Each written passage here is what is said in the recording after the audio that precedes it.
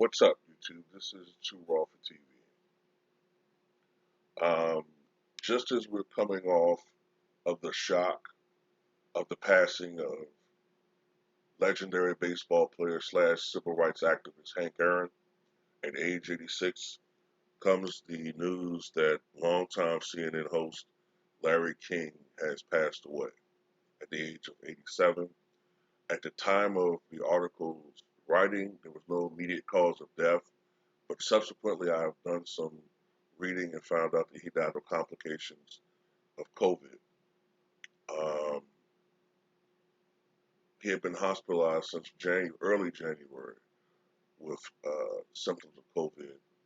And when you look at a man of Larry King's age, 87, and uh, his history, his health, he has a long history of heart disease.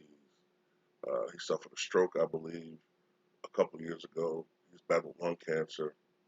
Um, he was already in sort of a frail health condition, which I began to notice over the last couple of years when he went digital and he has his new show, and he had been out for some time with guest hosts like Dennis Miller and some other guys. But I had noticed that he had been in rather frail health recently. But his death was confirmed by his son on Facebook. And when I think of the great interviewers, I think of Larry King. Um,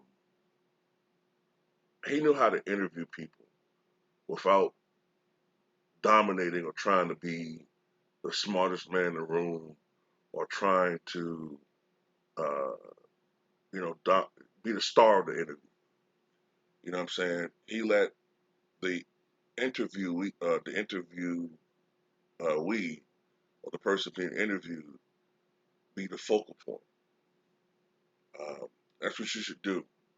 You know, you have a lot of people out here who have millions of views on YouTube, but they're not really good interviews. Vlad TV. You know, they're trying to dominate the interview and be the star. It's not how you do it. And if he had a guest, however, who he felt was not being truthful or was not trying to answer the questions, then Larry could be a little bit more.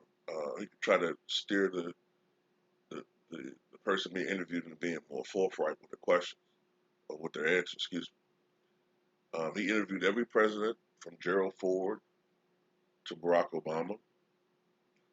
Um, I could have sworn he interviewed Donald Trump, but apparently he didn't.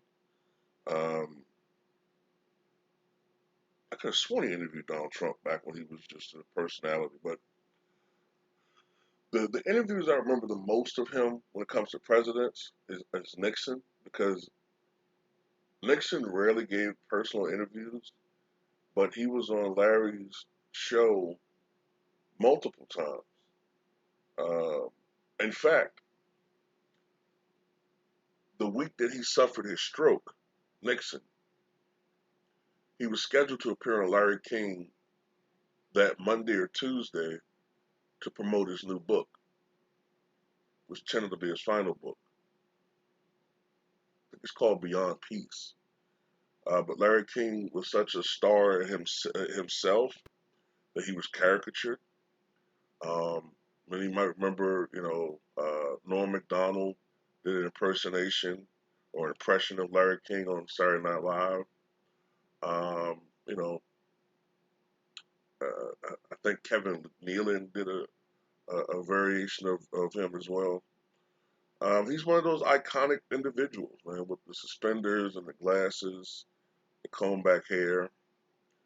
Um, Obviously from New York.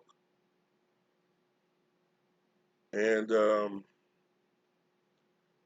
one of the things I disliked about CNN is they kind of pushed him out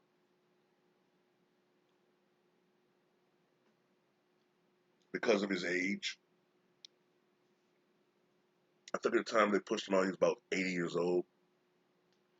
And, I guess they're trying to get fresher blood, the Chris Cuomo's and all these other individuals. Um, but, man, it just seems like so many people that we grew up with are leaving the scene. You know, so many people. But that's going to happen because of the fact that we keep thinking the 1980s was 10, 15 years ago, when in reality it was 30, 40 years ago. And these individuals then were sort of our age then, or a little bit older. So they're ancient. They're ancient individuals, but they're really old, man. And, we were fortunate to have a lot of these people around for a very long time. But it's time. It's time that we brace ourselves for what's going on.